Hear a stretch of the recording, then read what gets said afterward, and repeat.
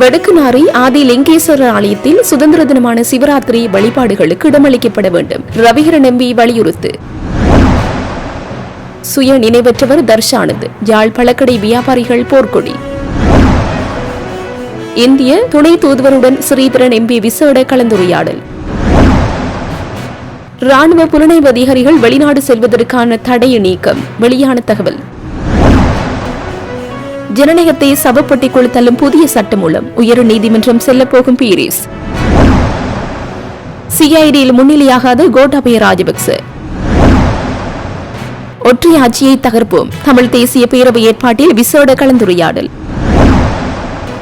எங்கள் அங்கிகள் களரும் வரை போலீசார் எம்மை தாக்கினார்கள். கசப்பு தேரர் பகிரங்க குற்றச்சாட்டு. வவுனியா வடக்கு பிரதேச செயலாளர் பிரிவுக்குட்பட்ட ஒழுமடு வடக்குநாரி ஆதி லிங்கேஸ்வரர் ஆலயத்தில் சைவ மக்கள் சுதந்திரமாக சிவராத்திரி தின வழிபாடுகளில் ஈடுபடுவதற்கு இடமளிக்கப்பட வேண்டும் எனவும் சைவ மக்களின் வழிபாட்டுரிமை பாதுகாக்கப்பட வேண்டும் எனவும் மண்ணி மாவட்ட நாடாளுமன்ற உறுப்பினர் துரைராசா ரவிகரன் வலியுறுத்தியுள்ளார். இந்நிலையில் இம்முறை வடக்குநாரி மலையில் சைவ மக்கள் சிவராத்திரி தின வழிபாடுகளில் ஈடுபடுவதற்குரிய வழிவகைகள் ஏற்படுத்தப்படும் என வவுனியா வடக்கு பிரதேச அபிவிருத்தி ஒருங்கிணைப்பு குழுவின் தலைவர் உபாலி சமரசிங்கவால் தெரிவிக்கப்பட்டுள்ளது. போனமுறை சிவராத்திரிக்கும் ஒரு தண்ணி பிரச்சனை அங்கே ஏற்பட்டு பிரச்சனைகள் ஏற்பட்டது உங்களுக்கு தெரிஞ்சிருக்கும். அதில் பக்தர்கள் போய் அந்த இடத்துல நின்று ஆறுதலாக கும்பிட்டு அந்த சிவராத்திரி விரதங்களை அனுஷ்டிக்கக்கூடிய ஒரு நடவடிக்கையை எதுவித இடைஞ்சலும் இல்லாமல் மேற்கொள்ள வேண்டும் என்று நாங்களோட கேட்டுக்கொள்கிறேன். போனமுறை அந்த சிக்கலங்கள் வந்த தண்ணி கூட விடாமல் இராணுவம் அதில் மறித்து இராணுவமோ அதுக்குரிய ஆட்கள் மறித்து அந்த பேர் அதில் கனத்த சிரமப்பட்டது தளத்தை. அப்படி ஒரு இது எங்கள் இந்துக்கள் என்று ஒரு முக்கியமான சிவனை வேண்டி வழிபடுற ஒரு இடம். அப்போ அதில் புதிய வகையில் மேற்கொள்ளணும். எந்த பிரச்சனையும் இருக்கக்கூடாது. 16ஆம் தேதி நாங்கள் குழம்புக்கு தருவோம். 17லேருந்து பாருங்க. 15ஆம் தேதி இது. அப்போ அதில் எதுவும் சிக்கல் இருக்காமல் பார்த்துக்கொள்ள வேண்டியது உங்களுடைய பூசை நடக்கத்தான் போகுது. நாங்களும் போகத்தான் போகிறோம். 15ஆம் தேதி நானும் போவோம். அங்கே அரெஸ்ட் பண்ணுறேன்டா அரெஸ்ட் பண்ணட்டும் போடு. அதை பற்றி பிரச்சனை இல்லை. எங்களுக்கு அரெஸ்ட் பண்ணப்பட்டு பழக்கம் கூட. அப்போ அதால் கர்நாடகா உங்களை அரெஸ்ட் பண்ணிடுன்னு நினைக்கிறோம். அதால் பிரச்சனை இல்லை. நான் இப்போ கோரிக்கை வருவது எங்களுடைய இந்து சமயம் சம்பந்தப்பட்டபடியத்தில் அதில் தொல்லியல் திணைக்களம் தந்த வேலையை பார்க்கணும். அதே மாதிரி வனையிலாக தங்களோட வேலையை பார்க்கணும். ஆனால் பக்தர்களை அங்கே வழிபடுறக்கூடிய இடைஞ்சலை ஏற்படுத்தாமல் அந்த வேலையை பார்த்தா தெரியும். ஒரு நாள் ஒரு இரவு அதுவும் நேரம் குறையும். ஒரு நாளுங்கிறத தாண்டி இரவு நேரம் தான் சிவராத்திரி. சிவராத்திரி என்றால் ராத்திரி தான் வடங்கோணமையோடைய கண்டி இல்லை. இப்போ அதால் நான் கேட்டதே உபாலி சமரசிங்க அவருக்கு அனுமதியை எழுதி தருவேன். அந்த அனுமதியை எழுதி தந்து எங்களை வழிபடப்பட்ட சொல்லி நான் பொழுதுபட 5 மணிக்கு முதலே அங்கே போயிடுவேன். பிடிச்சா பிடிக்கும்.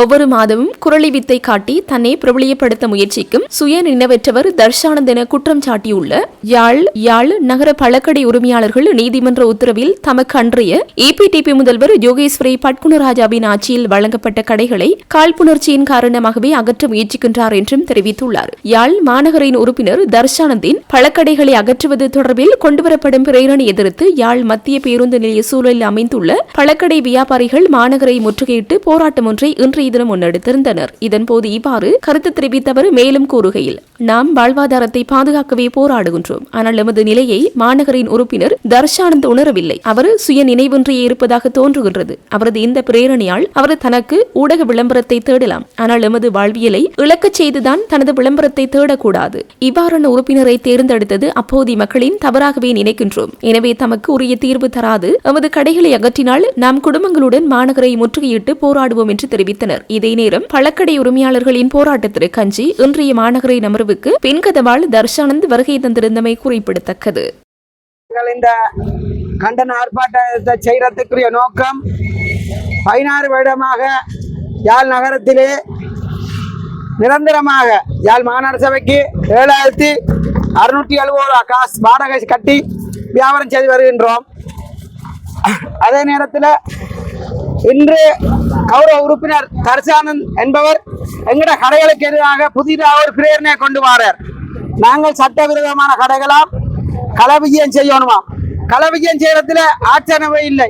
காரணம் என்ன? யாழ் மாநகர சபைக்குரிய நிலம், மாநகர சபைக்குரிய கடைகள், அதிலே நாங்கள் குத்தகராக கடைகளை நடத்தி வாடகை மாதம் மாதம் ஒழுங்காக செலுத்தி வருகின்றோம். அவர்கள் வந்து பார்க்கணும். எங்களை பார்க்க வரைக்குள்ள நகரத்தில் இருக்கிற எல்லா குறைபாடுகளையும் கண்டுகொள்வார்கள். கட்டாயம் பெறணும். அந்த வருடத்திற்கு நாங்கள் ஏற்பில்லை. அந்த எங்களுடைய மாத வாடகை நிப்பாட்ட சொல்லியும் புதிதாக நிபந்தனை எங்களோடு செய்யக்கூடாது சொல்லி ஒரு பேரணையை கொண்டவர் இருக்கிறார். நாங்கள் இன்டர்நெட் இல்லை. இவர் மக்களால் சரி செய்யப்பட்டு வந்தவர் 5 வருஷம் தான் மாநகர சபையில் இருப்பார். ஆக நாங்கள் எங்களுடைய ஆயுள் வரைக்கும் மாநகர சபையோட எங்களுடைய ஒப்பந்தங்களோ எங்களுடைய உறவுகளோ தொடர்ந்து கொண்டிருக்கிறோம். ஆனால் இந்த 5 வருஷம் இருக்கிறவர் சொல்றார் மாதம் 2.5 லட்சம், எங்களுடைய 31 கடைக்கு மாதம் 2.5 லட்சம் வர்ற வருமானத்தை நிப்பாட்ட சொல்லி என்றார். இதை நாங்கள் வன்மையை கண்டிக்கின்றோம். மேற்படி இந்த பிரேரணை எல்லா கடைக்காரருடைய கடைகளை பூட்டித்தான் வந்து ஆர்ப்பாட்டில் கலந்து கொண்டிருக்கின்றோம். இந்த பிரேரணை இந்த கௌரவ முதல்வருக்கு நாங்கள் வியாபாரிகள் சார்பாக கோரிக்கை விடுகின்றோம். இந்த பிரேரணை நீங்கள் ஆதரிக்க கூடாது. ஆதரித்து எங்களுக்கு எதிராக இந்த மாத வாடகையை நிறுத்தினால் நாங்கள் மேற்கொண்டு நாளாந்தம் இந்த வாசலிலே வந்து குந்தி நிற்கக்கூடிய நிலைமையை உண்டு பண்ணுவீர்கள் என்று கோரிக்கை நிற்கின்றோம். டாக்டர் சிவானந்த ஐயா அவர்களால் எங்களுக்கு இடத்தை ஒதுக்கி இந்த கடையை தந்தவர்கள். எங்களுடைய வாழ்வாதாரம் சிறப்பாக இருக்கணும் என்று தான் இந்த கடையை எங்களை தந்தேன். இது மாநகர சபை இப்போ வாடகைகளை வேண்டாமல் எங்களை ஒரு நடுத்தருவில் நிற்கக்கூடிய கட்டத்தை கொண்டு வந்துருக்கு. இதை நாங்கள் எப்பொழுதும் ஏற்றுக்கொள்ள மாட்டோம். இதுக்கு நாங்கள் சரியான நடவடிக்கை எடுப்போம். சரியான முடிவு எங்களுக்கு கொண்டு தராவிட்டால் நாங்கள் தொடர்ந்து பாரி ஆர்ப்பாட்டங்களை செய்கிறதுக்கு நாங்கள் பின்னிக்க மாட்டோம். எங்களுக்கு நல்ல நீதி ஒன்று கிடைக்கும். இதுதான் முக்கியமான இது. எல்லாருடைய வாழ்வாதாரமும் சிறப்பாக இருக்கும். அதான் இலங்கை தமிழரசு கட்சியின் நாடாளுமன்ற உறுப்பினர் சிவஞானம் ஸ்ரீதரன் தலைமையிலான குழுவினருக்கும் யாழ்ப்பாணத்திற்கான இந்திய துணை தூதுவர் சாய் முரளிக்கும் இடையிலான சந்திப்பு அண்மையில் இடம்பெற்றுள்ளது. இந்த கலந்துரையாடல் யாழ்ப்பாணத்தில் உள்ள இந்திய துணை தூதுவர் அலுவலகத்தில் நடைபெற்றுள்ளதாகவும் தெரிவிக்கப்பட்டுள்ளது. இதன்போது இந்திய இழுவைமடி படகு கடற்றொழிலாளர்களால் நயனாதீவு கடற்றொழிலாளர்கள் எதிர்நோக்கும் இடர்பாடுகள் குறித்தும் அதனால் ஏற்படும் பொருளாதார இழப்புகள் பற்றியும் இந்திய துணை தூதுவருக்கு தெரிவிக்கப்பட்டுள்ளது. அத்துடன் இந்திய அரசின் நிதியுதவியுடன் நயனாதீவில் மேற்கொள்ளப்பட்டு வரும் சூரியகள மின் உற்பத்தி திட்டம், அதனுடன் தொடர்புடைய வீதி அபிவிருத்தி, வங்காளவடி மற்றும் துறைமுக அபிவிருத்திகள் குறித்தும் விரிவாக கலந்துரையாடப்பட்டுள்ளதாகவும் தெரிவிக்கப்பட்டுள்ளது. இக்கூட்டத்தில் நாடாளுமன்ற உறுப்பினர் சிவஞானம் ஸ்ரீதரன், வேலணை பிரதேச சபையின் தவிசாளர் சிவலிங்கம் அசோக்குமார், உபதவிசாளர் கணபதி பிள்ளை வசந்தகுமாரன், பிரதேச சபை உறுப்பினர்கள் மற்றும் செல்லப்பா பார்த்திபன், மங்களேஸ்வரன் கார்த்திபன், நயனாதீவு கடற்றொழிலாளர் சங்க பிரதிநிதிகள் ஆகியோர் கலந்து கொண்டனர். இலங்கை ராணுவத்தின் புலனாய்வு அதிகாரிகளுக்கு விதிக்கப்பட்டிருந்த வெளிநாட்டு பயணத் தடையை நீக்குமாறு நீதிமன்றத்தில் முன்வைக்கப்பட்ட கோரிக்கை தள்ளுபடி செய்யப்பட்டுள்ளது. முஸ்லிம் கடும்போக்குவாதிகளால் 2019 ஆண்டு நடத்தப்பட்ட தொடர் குண்டுவெடிப்பு தொடர்பில் வெளிநாட்டு செய்தி சேவையான சேனல் 4 நியூஸ் தேடிய சாட்சியங்கள் மற்றும் ஆவணங்களை கொண்டு தயாரித்த நிகழ்ச்சி தொகுப்பை ஆதாரமாக கொண்டு விசாரணைகள் நடைபெற்று வருகின்றன. அந்த காரணங்களை கொண்டு இந்திய புலனாய்வு அதிகாரிகளுக்கு எதிராக விசாரணைகள் நடைபெறுகின்றன. விசாரணைகள் முடியும் வரை வெளிநாடு செல்வதற்கு தடை விதிக்கப்பட்டிருந்தது. அந்த தடையை நீக்குமாறு கோரிக்கை விடுக்கப்பட்டுள்ளது. ஆனால் அந்த கோரிக்கை தள்ளுபடி செய்யப்பட்டுள்ளது. பயங்கரவாதத்திலிருந்து அரசை பாதுகாக்கும் என்ற பெயரில் அரசு தயாரித்துள்ள புதிய சட்டவரைவு நாட்டின் ஜனநாயகத்தையும் அடிப்படை உரிமைகளையும் முற்றாக அளித்துவிடும் என முன்னாள் வெளிவிவகார அமைச்சர் பேராசிரியர் GL பீரிஸ் தெரிவித்துள்ளார். கொழும்பு பொரளையில் உள்ள என்எம் பெரேரா மத்திய நிலையத்தில் நேற்று நடைபெற்ற ஊடகவியலாளர் சந்திப்பில் கலந்து கொண்டு கருத்து தெரிவித்த போதே அவர் இவ்வாறு குறிப்பிட்டுள்ளார். அவர் மேலும் தெரிவிக்கையில், தற்போதுள்ள பயங்கரவாத தடை சட்டத்தை விடவும் பாரதூரமான அம்சங்கள் இதில் உள்வாங்கப்பட்டுள்ளன. குறிப்பாக பயங்கரவாதம் என்பதற்கு மிக விரிவான வரைவிலக்கணம் வழங்கப்பட்டுள்ளது. இதன் மூலம் 13 வகையான சாதாரண குற்றச்செயல்களை கூட பயங்கரமாக சித்தரித்து தண்டனை வழங்க அரசு முற்படுகின்றது.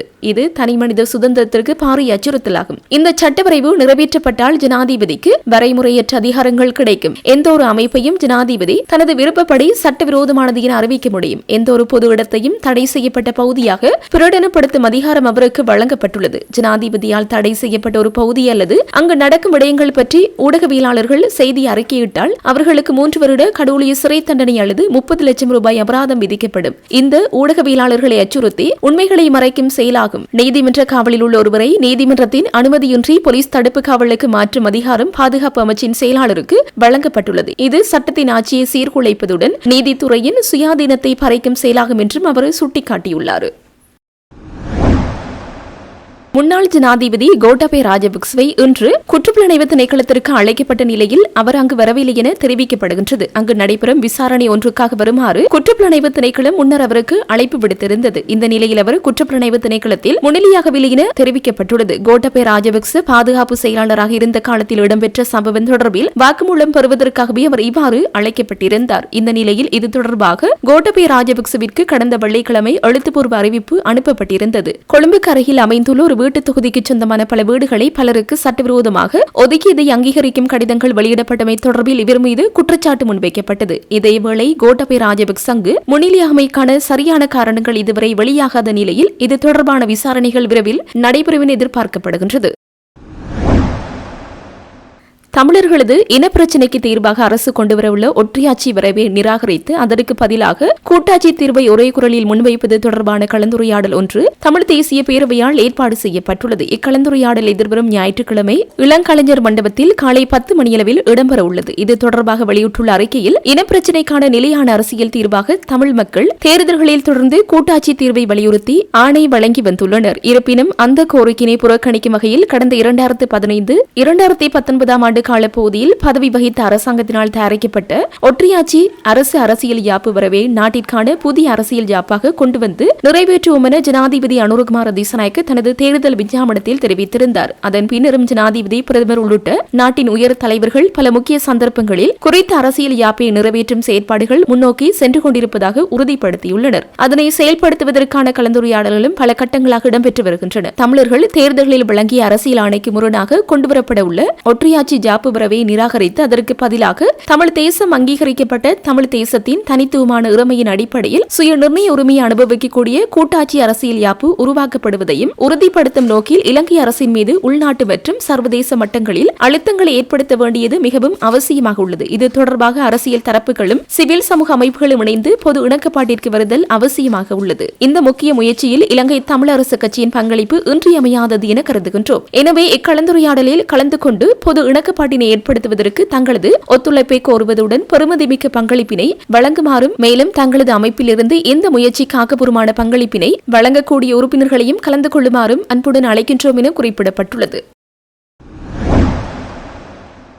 எங்கள் உடம்பில் ரத்தம் வழிந்தது, எங்கள் அங்கிகள் கலரும் வரை போலீசார் எம்மை தாக்கினார்கள் என பலாங்குட கசப்ப தேரர் பகிரங்க குற்றச்சாட்டை முன்வைத்துள்ளார். அதற்கு பிறகு சிறையில் உயர் அதிகாரி ஒருவர் உங்களால் முடிந்ததை செய்யுங்கள் என்று தங்களை மிரட்டியதாகவும் அவர் சுட்டிக்காட்டியுள்ளார். நேற்றைய தினம் இடம்பெற்ற ஊடகவியலாளர் சந்திப்பில் வைத்து அவர் இதனை கூறியுள்ளார். மேலும் தெரிவிக்கையில், வடக்கு கிழக்கு மகா சங்கத்தினர் உட்பட சிங்கள பௌத்த சமூகமும் பல துன்பங்களுடன் வாழ்கிறது. வரலாற்று ரீதியாக வடக்கு மக்களிடம் மிகவும் சுய கட்டுப்பாட்டுடனும் கவனத்துடனும் அவர்களின் நலன்களை கருத்தில் கொண்டு செயற்படுகின்றனர். அன்றைய தினம் புத்த சிலையை வைத்து பிரித்து சொல்லி மக்கள் சென்ற பிறகு போலீஸ் அதிகாரிகள் 200 பேர் வரையில் அவ்விடத்தை சுற்றி வளைத்தனர். இதன்போது ஏன் சுற்றி வளைக்கின்றீர்கள் என கேட்ட போதும் பதில் கிடைக்கவில்லை. உள்ளே வருவதற்கான கதவுகள் இருக்கும்போது கம்பி வேலிகளை வெட்டி உள்ளே வந்து எங்களை அடித்தார்கள். புத்தர் சிலையை பறித்துக் கொண்டு சென்றார்கள். நாம் எவ்வளவு சொல்லியும் கேட்கவில்லை, அடித்தார்கள். எமது உடம்பிலிருந்து ரத்தம் வழிந்தது. எது நடந்தாலும் நாங்கள் போராட்டத்தை கைவிட மாட்டோம் என குறிப்பிட்டுள்ளார்.